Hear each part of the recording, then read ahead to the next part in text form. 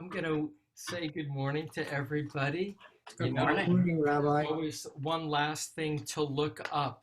So I'm going to welcome everybody. It's now 10:01, and I want to welcome everybody to Psalm 49. And the key question that I'll look to explore with you is, of all the Psalms, why did our rabbis pick Psalm 49 as the psalm to recite at a house of mourning? It gets recited in both the morning and in the evening. So here's a thought before I begin, and that is Sumner Redstone passed away yesterday, last night. It's the news this morning. I mention it because here's a man who was blessed to live a long life. He lived to 97 with immense wealth, having turned his family's drive-in movie chain into one of the great media empires controlling Viacom and CBS. And yet, despite his wealth, despite longevity, the punchline of this sermon applies to him and to each of us, which is, none of us will get out of here alive. And what will endure in the aftermath of our life is not our wealth, but what we do with our wealth, and even more, what we do with our lives and how we're remembered. And so that's the key theme of Psalm 49. None of us will get out alive. Some things to note before I read the psalm, and that is, this will be, for now, the last of the Korach Psalms. We began with Psalm 42, now 7 psalms that are identified as composed by the sons of Korach. We'll get 4 more of those Korach psalms in the middle of the 80s, 84, 85, 87, and 88. And these psalms, the psalms of Korach, are identified with remarkable word plays, resonances of Bible. They are artistically composed. But for the early commentators, the classic commentators of Psalms, there's often the question, how does the content of a psalm relate to their father or their ancestor, to Korach? And so a Yiddish saying that my teacher, Rabbi Jack Reamer, shared with me when I said I was going to be teaching Psalm 49, Azoi racht v'korach, as rich as Korach. Now I did some research, and this idea that Korach was a very wealthy man, you may recall Korach was Moses' cousin, who in the Bible will lead a rebellion against Moses, saying, we're all holy people, who put you over us? And in the Talmud, Pesachim 119a, they have a comment on a line from Kohelet, Ecclesiastes, which reads as follows. Solomon once said, there is a sickening evil that I have seen under the sun, riches hoarded by their owner to his misfortune. And then comments, who is this referring to? It's to Korach, who was considered enormously wealthy, who hoarded, and it was to his misfortune. And Rashi will comment that his unrealistic ambitions were what would lead to his downfall. And so in this case, I return now to the question of why is this the psalm that the rabbis chose for a house of mourning? And I would suggest one reason up front, though we'll come back at the end and I'll suggest others. And that's to say, even when you mourn for somebody, know that who you are, if they're a parent, doesn't dictate who you are. parents clearly make an impact on each of us. At the same time, our values, our choices of how we would wish to live our lives is our choice. And so, even though this psalm was written by the sons of Korach, I should say not even though, precisely because it was written by the sons of Korach, the lesson up front is regardless of where we come from, our lives are ours to lead. And in a moment of loss of a loved one, we are reminded that we are to learn from their life, but it can also be to learn the negative as well as the positive, and it's for us to choose. With that, let me post the psalm and read it. As I say, this is an artistic psalm, which also means lots of double entendres or very different ways that the translations will understand the psalm.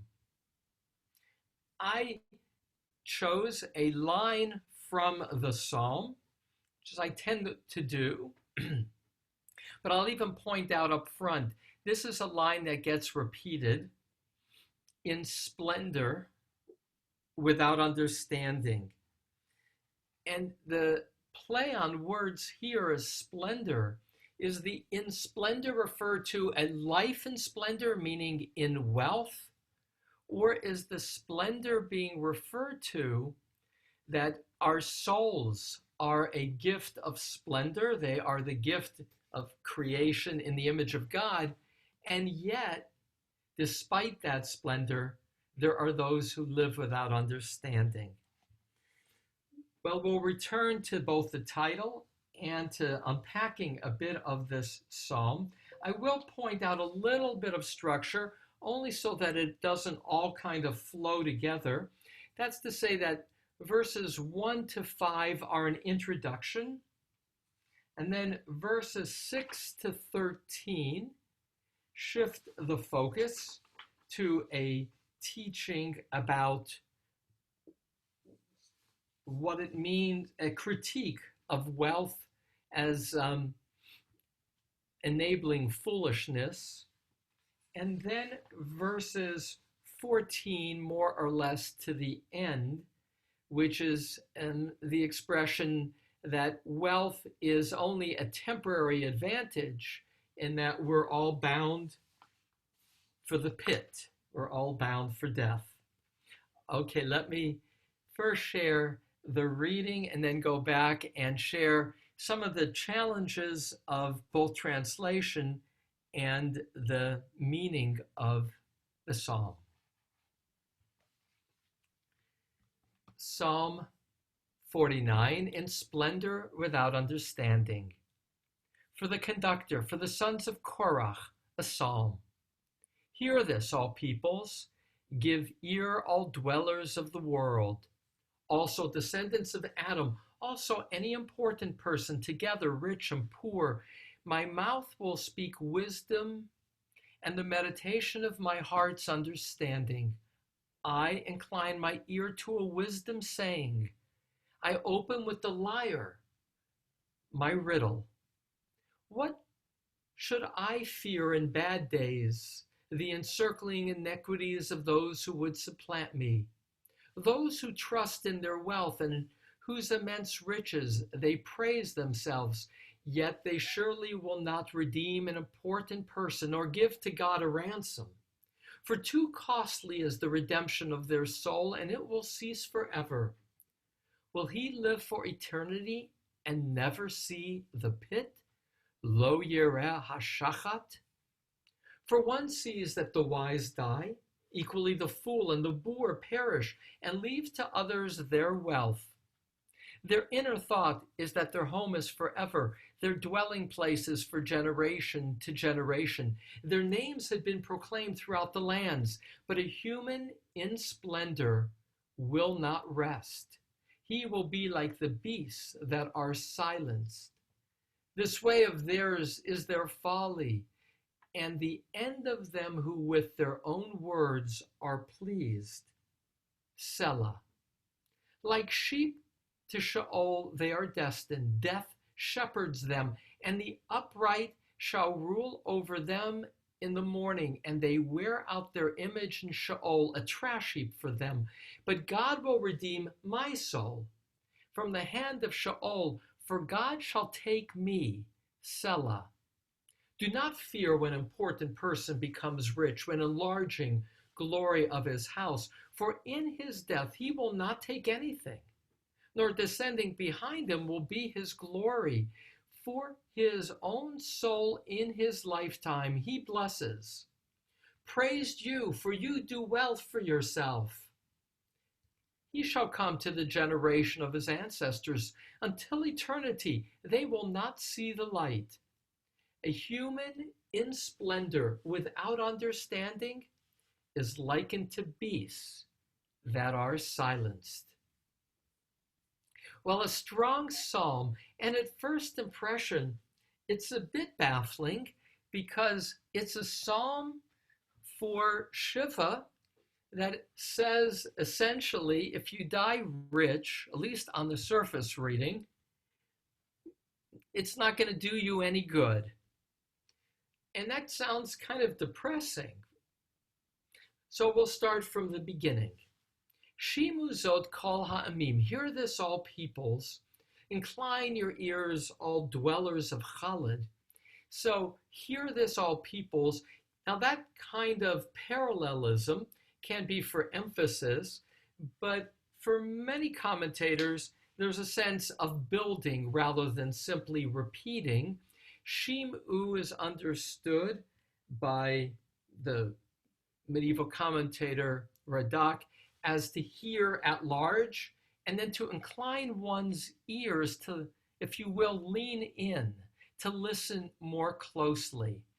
Verse 3, again, this could be simply repetition, but distinctions are made. Gam b'nei Adam, also the children of Adam. Gam b'nei Ish, also the child of a man. Now, frankly, the commentators have a desire to distinguish between these two and will distinguish them in opposite ways. So some will see Adam as the distinguished person, though more commonly, and I choose to see B'nai Ish, like Samson Raphael Hirsch, the 19th century German commentator, Ish, a man, as a man of distinction, an important person. So it is said of Noach that he was Ish Tzaddik, a righteous man, or Yaakov, Ish Tam, a man of integrity, or Moses will be referred to when he has left the people and is on Mount Sinai, Ha'ish Moshe, that man Moshe. And so the word Ish, I'll circle it, will come up again later. And here I identify the rich person as the Ish, the important person, while Adam, we're all children of Adam, hence together rich and poor. My mouth will speak wisdom, and the meditation of my heart's understanding. Circle the word understanding, the last word, tivunot, because that will be the word that'll have the same root in the final verse in terms of those who lack understanding. I incline my ear to a wisdom saying.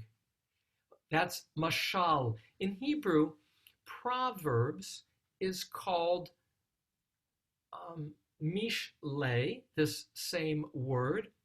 Some will do it as parable. I translate it as a wisdom saying.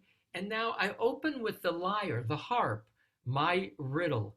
Those words, mashal and chidati, are words that occur in Proverbs, in Mishle, for wisdom literature. This psalm is not a prayer per se, it's a wisdom teaching. And in that regard, what is unique is the identifying an instrument as an element of the teaching of a riddle or of wisdom. Although the Talmud will say, and this is more of an aside, Shabbat 30b, that sacred music lifts the soul to the divine. But here in verse 5, I open with the harp, with the lyre, chidati, my riddle, and circle again the word riddle, because that is what he will look to solve. Again, the riddle is death itself and who survives. And now he goes personal. The word, again, I will appear, as is the case in the beginning, and this is in transition. Why should I fear in bad days the encircling iniquities of those who would supplant me? Now, that's a choice. The other way that second half of this clause is understood, like in the art scroll, why should I fear in bad days the sin I trod upon that surrounds me? So there's ambiguity. If it's his own sin, and the word Akev, like the word Yaakov, the name Jacob, can mean heal or to supplant. It can also imply that which gets walked upon and, if you will, ignored, which is how Samson Raphael Hirsch, again, that same commentator, for I have disregarded the trivial. So it can either refer, and that's the ambiguity in the Hebrew, you don't know who the pronouns are referring to. Is it referring to the other person or to oneself? Verse 7, those who trust in their wealth and in whose immense riches, here too, they praise themselves. An ambiguous phrase, but I'll leave it at that because it flows for me. They praise themselves. It can either also be understood that they will be worthy of praise if they, elliptically, if they change. Verse 8. Here's another example of ambiguity. The first word, ach, can be brother. So it can be translated as a brother he will not redeem. He will not redeem such a person. He will not give to God a ransom. But ach can not only be brother, it can be yet or even though. So ambiguity. For too costly is the redemption of their soul, and it will cease forever. For he will live in eternity and never see the pit. For one sees that the wise die. Anyone can know that, as Redstone, who, by the way, his original family name was Rothstein. His father, with his encouragement, changed the family name from Redstone to Rothstein. So even the wealthiest, they too will die. And the wise die, the fools die, the boors die. But here's the catch. The catch is in Ecclesiastes, there is the statement, there is no better fate for an animal than for a human. In this psalm, in Psalm 49, there is a distinction made between humans. Some humans may yet survive. Verse 12, their inner thought, this is the wealthy, is that their home is forever. They're going to live forever.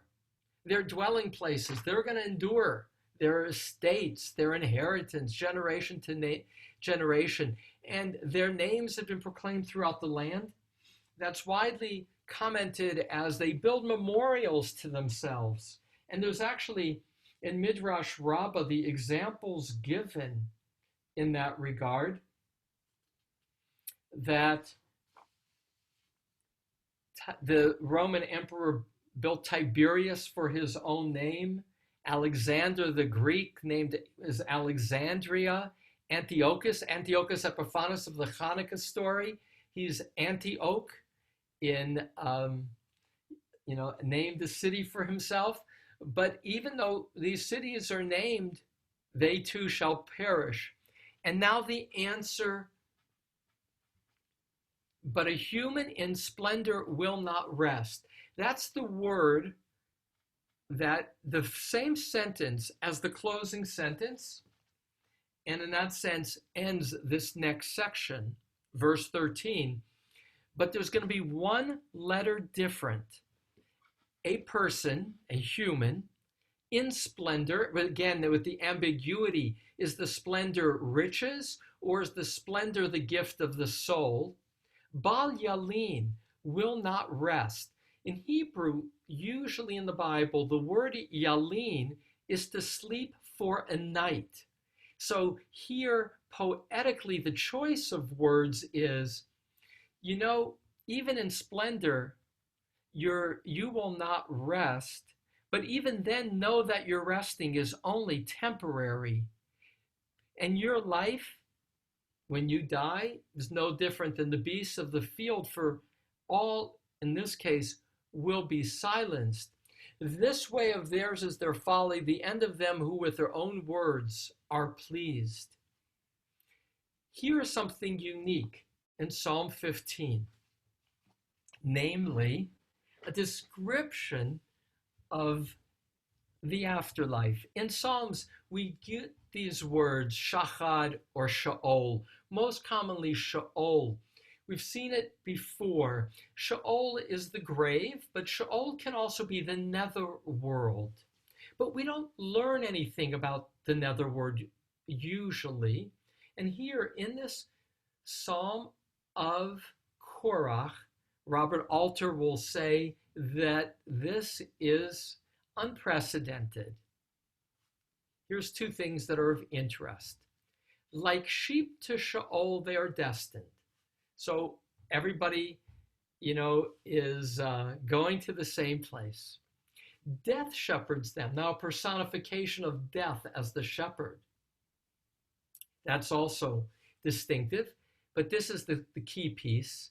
And the upright, Yesharim, those who are straight, who are honest, who've lived with integrity, shall rule over them.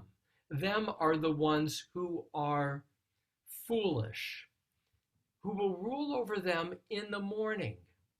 They wear out their image in Sheol. Now this is back to the foolish people. A trash heap for them. Mizvul lo. There too, a choice of translations. Some would see Zvul as simply a place of habitation. All the more in modern Hebrew, Zevel is trash, and that seems like the right emphasis. But the idea that those who are righteous, they will rule over those who are not. That will later find a place in the Talmud with the description of those who are wicked. They will be at the feet of the righteous, or their ashes will be at the feet of the righteous.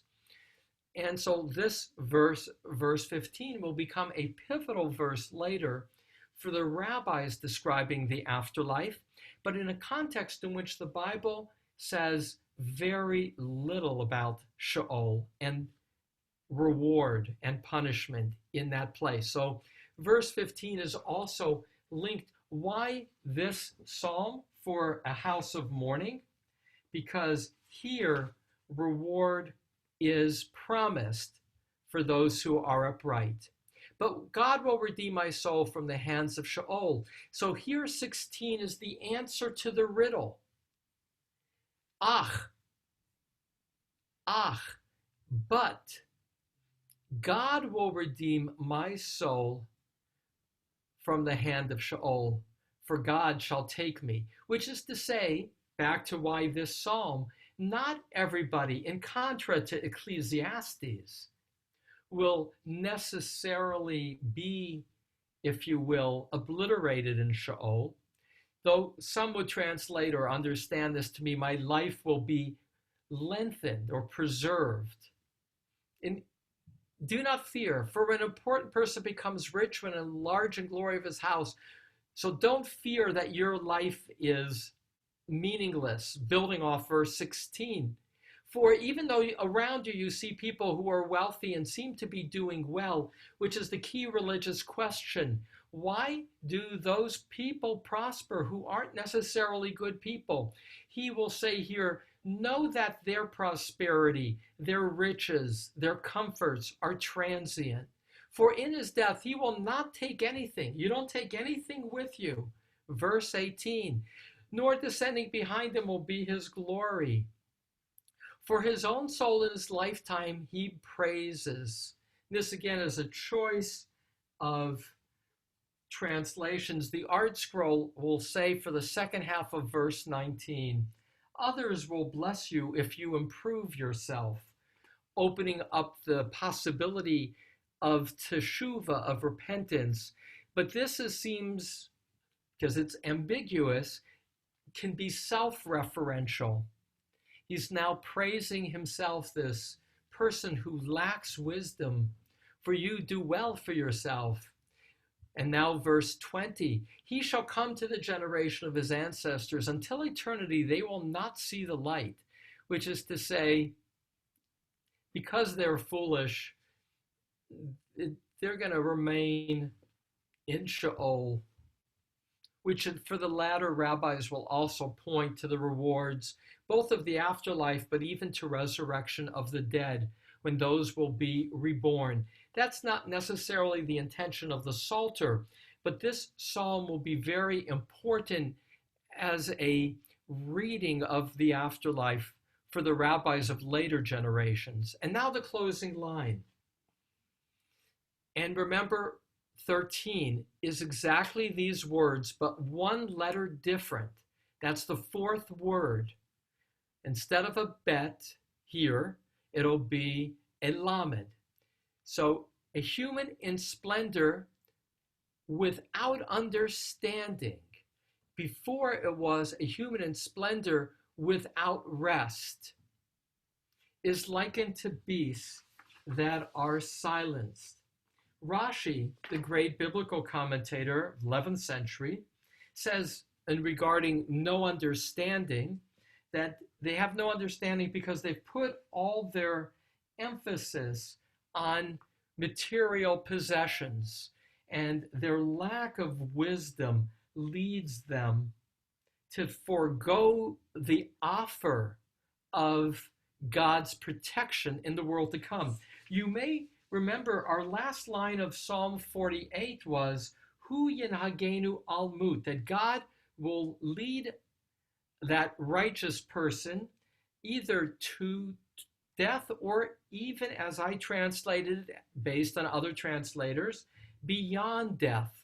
And here, a human in splendor without understanding, if you lack the capacity or you choose not to understand what matters in life and simply invest in the material, your life is no different than a beast of the field who is identified without human wisdom, godlike understanding, and thereby your life leads to obliteration, need mu, to silence. Two concluding thoughts. In Ecclesiastes, chapter 2, verses 11 to 17, are the following words. Then my thoughts turned to all the fortune my hands had built up, to the wealth I had acquired and won. And oh, it was all futile and pursuit of wind. There was no real value under the sun. For what will a person be like who succeeds? The one who is ruling over what was built up long ago? Now skipping to verse 15. So I reflected, the fate of the fool is also destined for me. To what advantage then have I been wise? So the idea of it is foolish to think that the pursuit of the material is of enduring value is part of Ecclesiastes. Closing thought, two things to know. This is the psalm also for the parsha in which one is asked to make a financial contribution, Parsha Shkalim, for the communal needs of worship. Again, the emphasis, part from your material possessions, for they will not ultimately define you. Ernest Becker was a cultural anthropologist who published a book in 1973 called The Denial of Death. It would earn the Pulitzer Prize the following year, 1974, 2 months after the author's death. Ernest Becker, in The Denial of Death, says, in reassessing what drives humans, and he examines Sigmund Freud's writing and Erickson's writings, and he says that the human tendency is to fear the unknown of death as a loss of control and as the fear of obliteration. And so that what drives people most powerfully is trying to overcome the fear of death.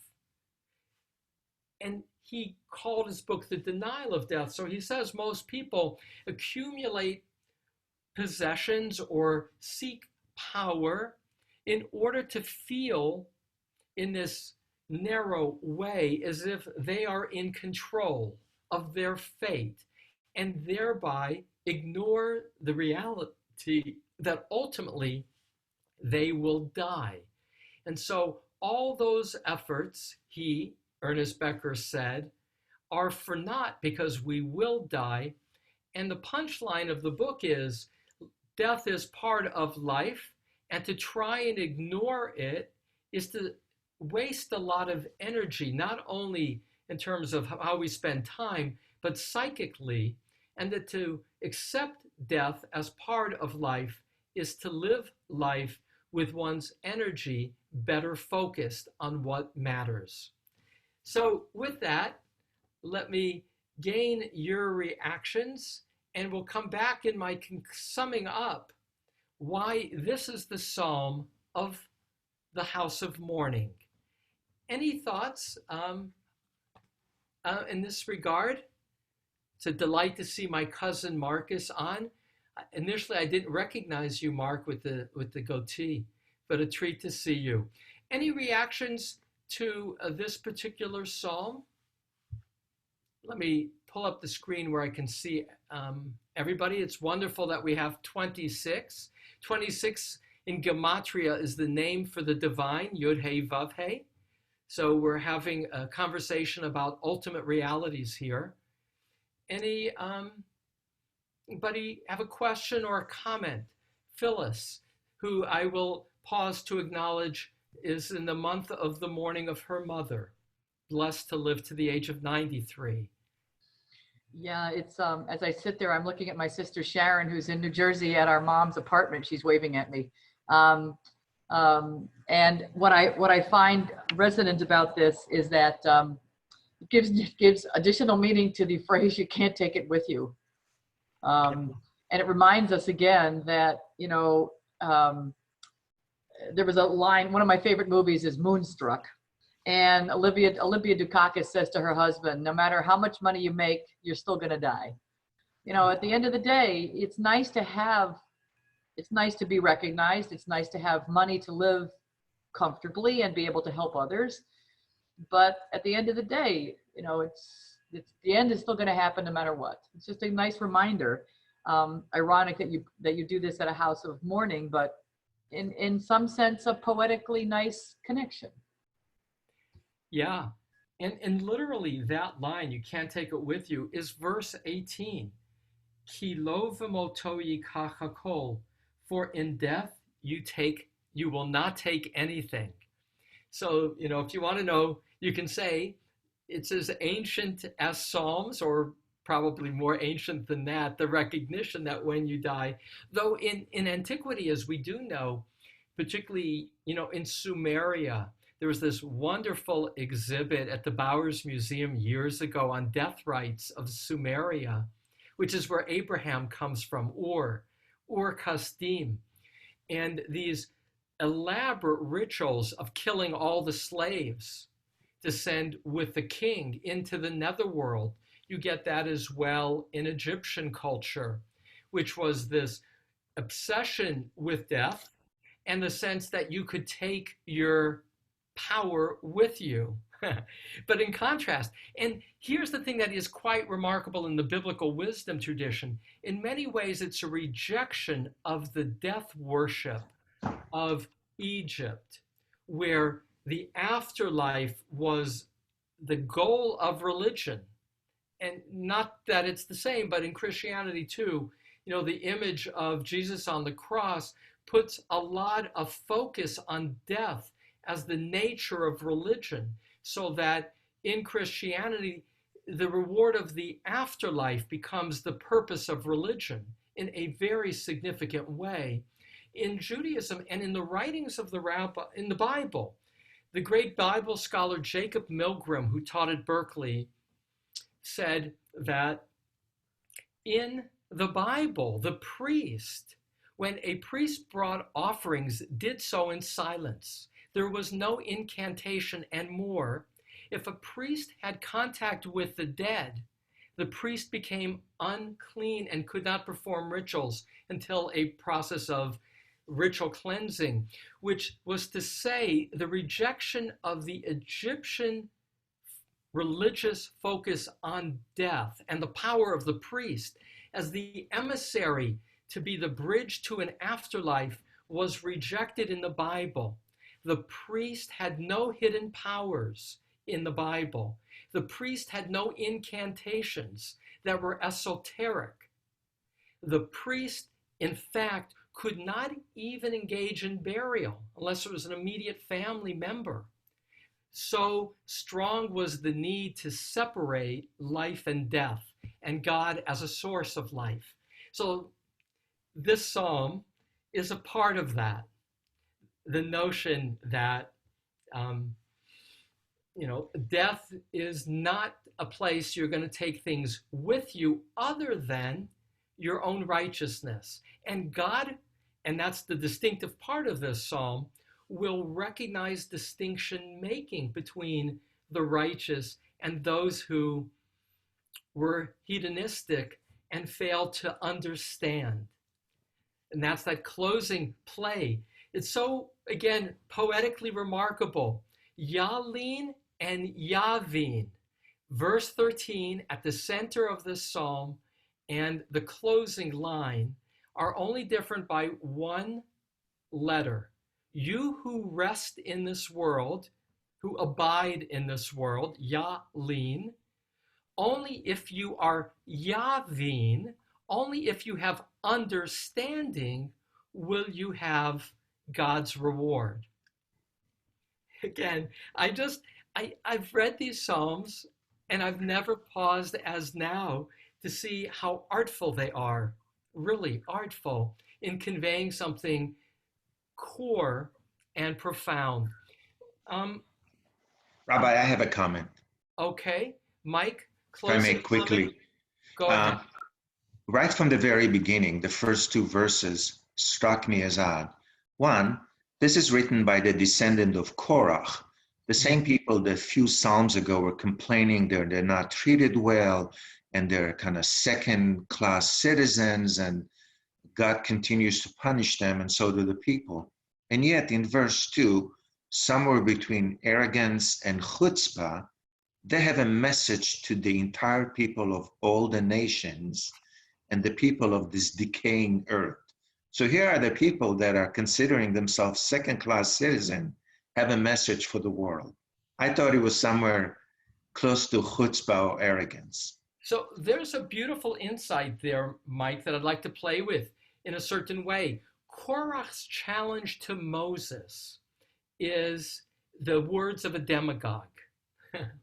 He's the demagogue in the Bible, and it's magnificent to read that carefully in terms of an unpacking or a evocation of what a demagogue sounds like. And what he says is, Moses, who put you over us? All of us are holy. We're a holy people. We don't need you to tell us what to do, right? Because we're all holy. And the great scholar Yeshayahu Leibovitz, who taught the history of science at Hebrew University and also did writings on Jewish text, he said, the paragraph right before Korach's statement is the statement that we chant as the third paragraph of the Shema that says you should wear fringes on the four corners of your garments. And it says, V'yitem kroshim le'Elohechem, and you shall be holy. So Yeshayahu Leibovitz said, the religious quest is always in the future. You're never holy. It's not a status. It's an aspiration. Greatness is never something you are. It's what you aspire to be, or in this case, holiness. And the demagogue turned it. The demagogue Korach said, we are holy. There are no distinctions to make between us. And the irony here, building on your insight, Mike, of Korach's sons is to say, my father was wrong. There are distinctions to be made between people based on not their riches, but on their understanding of what really matters in life, on their faithfulness, on their integrity, and not all people are the same. That holiness is an aspiration worthy of aspiration. So thank you, Mike. That adds another layer of the irony that it's a teaching of Korach's sons. With that, knowing there is so much more to say, but more to do in the course of a day, I invite those who have Kaddish to recite to do so. As in our answering Amen, we have the privilege to fulfill a mitzvah of honoring those who are deceased. Yitkadal v'yitkadash Kadal v'yikadash me rabba. Amen. Yama divra yute. Yamlich malchute. Vayechon v'yamechon. V'yidechol bet Israel. V'galav v'zman kari. V'imru amen. Yesh rabba mevarach. Elam u'amei amaya. Yitkara Yitarach v'yitkabach v'yitahar. v'yitrama V'yitmam v'yinaseh. v'naseh V'yitadar v'yitaleh. V'yitala. Shmei v'kedusha. Brichu. Le'ela min kol berchata. V'shirata. Tushbechata. Nechemata. Damiram b'yama. Imru. Amen. Yehish lama rabba. In Shmaya. Im aleinu yachol Yisrael. Imru amen. Oseh shalom b'mrumav. Hu yaseh shalom. Aleinu v'yachol Yisrael. V'chol yoshvei tevel. Imru amen. Amen. Again, thanks to all. Next week, we will only have one psalm, and that's Psalm 50, and we're going to stop with Psalm 50 until after Yom Kippur. I will celebrate with you 1/3 through the Psalms. What I've gained from looking at the Psalms carefully is their artistry, but also how every Psalm so far has been distinctive. It's really been fascinating and spiritually uplifting to do so. Psalm 50, Coming Attractions, is a new author, Asaph, who's identified in Chronicles, meaning very early on, as one of the Levitical singers, but he's also in Psalm 50 in the role of prophet. Sometimes later writers would make a distinction between the priests, who were seen more as clerics, officiants, and the priests who were challenging authority. One aligned with authority, the other challenging authority. But we'll see with Psalm 50, Asaph, who will be an important writer of Psalms, will be a singer who is a challenger at the same time, psalmist and prophet. I look to do that with you next Tuesday. Thank you for, again, giving me added energy as I begin my day.